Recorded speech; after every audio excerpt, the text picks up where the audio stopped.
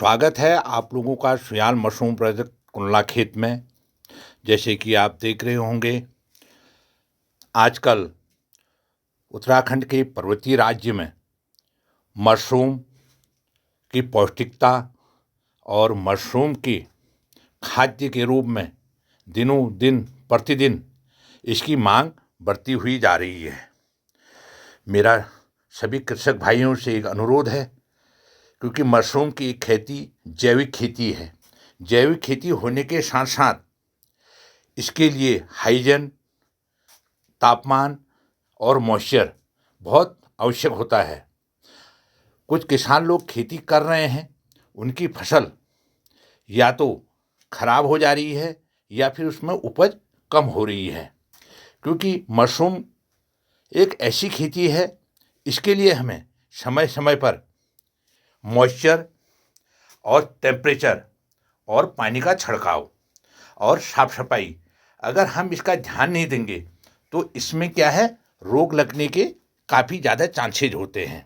जैसे आप देख रहे होंगे, मैं उन कृषक भाइयों को बताना चाहता हूँ, क्योंकि मशरूम में बहुत जल्दी रोग लग जाते हैं। जैसे कि ये हमारा मशरूम हुआ है, जैसे मैं आपको दिखाऊं, जैसे कि अभी ये देख रहे होंगे, इसमें भी क्या है, कुछ लाल लाल टाइप के मशरूम के ये होने लग गए हैं। ये क्या होता है, एक बीमारी होती है। ये बीमारी क्यों हो जाती है, इसके बारे में मैं आपको बताना चाहूँगा। ये बीमारी क्या है, इसको बोलते हैं रेड फॉल्ट मोल्ड। तो ये बीमारी जैसे इसमें लग गई तो इसका उपचार तुरंत हो जाना चाहिए। इसके उपचार के लिए हमें क्या करना होता है, इसका एक केमिकल आता है छिड़काव, बेवेस्टीन। जैसे कि अभी ये बिल्कुल लाल लाल हो रहा है, इसको हमने जैसे क्या है, ये खरोच दिया है। ये खरोचने के बाद इसको क्या अलग से एक बर्तन में रख दिया जाता है। बर्तन में रखने के बाद जहाँ पर खरोच रखा है, अब ये मिट्टी बिल्कुल क्या हो गई, एकदम काली टाइप की हो गई। काली टाइप की हो गई तो इसमें क्या है, जो बेबेस्टीन का थोड़ा सा हल्का सा छिड़काव करके और उसके बाद इसमें फॉर्मेलिन का छिड़काव कर दिया जाता है। उसके बाद क्या है, जितने में लगा हुआ है ये, क्योंकि इसका उपचार समय पर हो गया है, अगर इसका 1-2 दिन ये रुक जाएगा तो धीरे धीरे धीरे धीरे सब क्या है, पूरे बैग में फैलने लगता है। इसलिए ये जानकारी होना बहुत जरूरी है।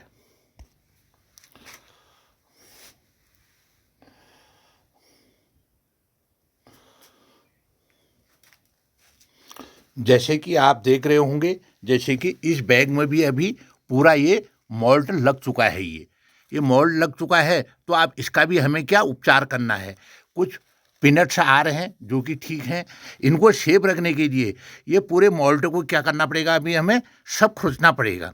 खुरच के इसको क्या अलग से बर्तन में रख के फिर इसमें भी वही 5% फॉर्मेलिन का छिड़काव और 5% बेबेस्टिन का छिड़काव करके इसको हमें तैयार करना पड़ेगा। फिर ये 3 या 4 दिन में जो इसके नीचे से पीनट आएंगे, वो पीनट क्या है, जो लाल हो रहे हैं, लाल नहीं होंगे, क्या हो जाएंगे, वाइट हो जाएंगे।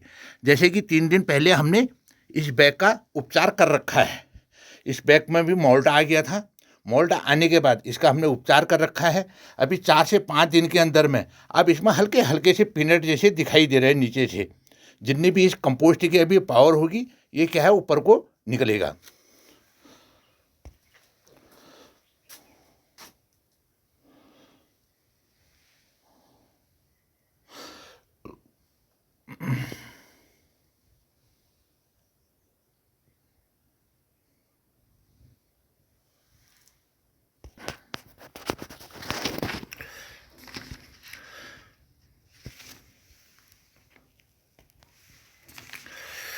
मशरूम में अन्य फसलों की तरह अनेक प्रकार की व्याधियां लगती रहती हैं, जो कि फफूंदी, कीट तथा निमोटेड के प्रकोप से हो सकती हैं।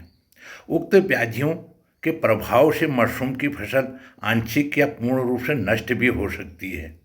अतः मशरूम उत्पादकों को बीमारियों के आक्रमण होने पर उपचार करने की अपेक्षा रोकथाम पर अधिक ध्यान देना चाहिए, जिससे कि व्याधियों का प्रकोप न हो सके और मशरूम के प्रमुख रूप से पाई जाने वाली व्याधियाँ और उनका रोकथाम हो जाना चाहिए।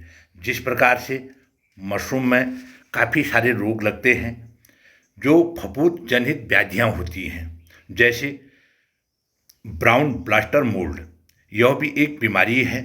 इसके कारण पेपुला स्कोरा बाइसिना है इसका जो नाम है। और इसके लक्षण जो कैसा दिखाई देता है, इस रोग में कंपोस्ट एवं क्रैशिंग मिट्टी के ऊपर सफ़ेद रंग के धब्बे दिखाई देते हैं जो कि बाद में भूरे रंग के हो जाते हैं। इसका उपचार, अगर ये आपके बैगों में हो जाता है तो इसका रोकथाम कैसे करना है, तो इसकी रोकथाम हेतु कंपोस्ट में नमी की मात्रा नियंत्रित करनी पड़ती है।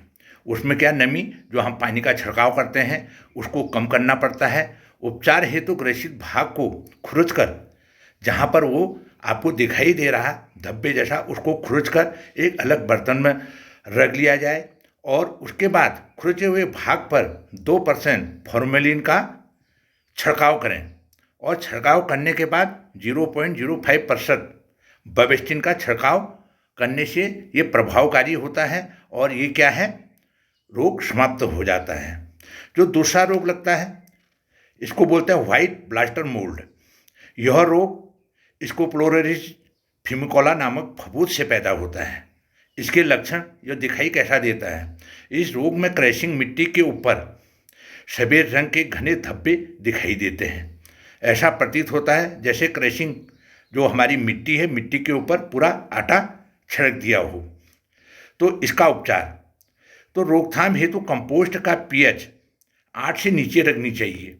उपचार हेतु ग्रसित भाग को खुरच कर निकाल कर अलग रखें और 2% फॉर्मेलिन का घोल से उसको उपचारित करें। उसके बाद उसमें बेबिस्टिन का छिड़काव करें। ये दूसरे प्रकार का रोग जो कि शुरू में लगते हैं। तीसरा रोग है मिड्यूल्ड। यह रोग डैक्टिलियम स्पेसीज नामक फफूंद से पैदा होता है।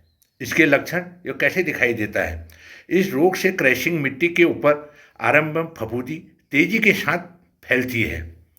वह बाद में इसका रंग गुलाबी लाल हो जाता है जिससे कि मशरूम खराब होने लगता है। यह फफूंदी मशरूम पर परोपजीवी है और साधारणतः मिट्टियों में ये बीमारी पाई जाती है। उग्र रूप होने पर और इसका रोग उत्पादन पर बहुत बुरा असर पड़ता है और ये फसल को समाप्त भी कर सकता है। तो इसका उपचार, इस व्याधि को रोकने के लिए उत्पादन कक्ष में हवा के समातन की उचित प्रबंधन होना चाहिए। यानी कि जो आपके वेंटिलेटर, आपकी खिड़की, आपके दरवाजे हैं, उससे शुद्ध हवा का आदान प्रदान कर लेना चाहिए। एवं अच्छी नमी का होना भी आवश्यक है, क्योंकि जैसे मैं आपको बताया था कि मशरूम की खेती के लिए 3 चीज़ों का विशेषकर ध्यान रखा जाता है: तापमान, मॉइस्चर और हाइजीन, साफ सफाई। तो मशरूम के थैलों के ऊपर पूरे कमरे में भी फैल सकता है। 0.2% डाइथेन जेट 78 का छिड़काव कर और 5% बेबिस्टिन का घोल छिड़काव 15 दिन के अंतर में 3 बार दोहराना चाहिए। यानी कि आपको 5-5 दिन में इसका छिड़काव करना चाहिए ताकि ये रोग को पूरी तरह नष्ट किया जाए। एक रोग होता है ड्राई बबल। यह रोग बर्टिसिलियम मालथाउनी और बर्सिलियम फोमिकोला फफूंद द्वारा उत्पन्न होता है। आवश्यकता से अधिक नमी होने पर, जैसे मैंने आपको बताया था, इसके लिए जो हमें मॉइस्चर, नमी चाहिए तकरीबन 70 से 80, और अगर ज़्यादा होने पर यह रोग फैल जाता है। अधिक तापक्रम एवं समातन की अधिक व्यवस्था नहीं होने से भी यह रोग आरंभ होता है। अगर इसमें इस हवा का आदान प्रदान कम हो रहा है और कमरे बंद हैं, उसमें भी ये रोग उत्पन्न होता है। इसका लक्षण ये कैसा दिखाई देता है, इसका प्रकोप होने से मशरूम की टोपी ऊपर हल्के भूरे रंग के धब्बे दिखाई देते हैं और जो धीरे धीरे तने को ग्रसित कर मशरूम को समाप्त और खराब कर देता है। इसका उपचार किस प्रकार करना है? रोकथाम हेतु कमरे में स्वच्छता का विशेष ध्यान रखा जाए। जैसे मैंने आपको बताया था कि जो भी कमरे में आपने मशरूम लगा रखा है, उस मशरूम की प्रतिदिन साफ सफाई और उसका पानी से छिड़काव और उसकी धुलाई, और कोई ऐसी गंदगी नहीं होनी चाहिए। उपचार हेतु डाइथेन जेट 78 और 2% बेबिस्टिन और 0.05% का छिड़काव 10 दिन के अंतर में 3 बार दोहराना चाहिए। यानी कि आपको 3-3 दिन में इसका छिड़काव बना के अपना 1 लीटर की जो छोटा वाला पंप होता है उससे इसका छिड़काव कर इसको 10 दिन के अंतर में 3 बार दोहराना पड़ता है। यानी कि 30 दिन इसका छिड़काव करना पड़ता है। कमरे में नमी को घटाकर 80% करें, जो मैंने आपको बताया था।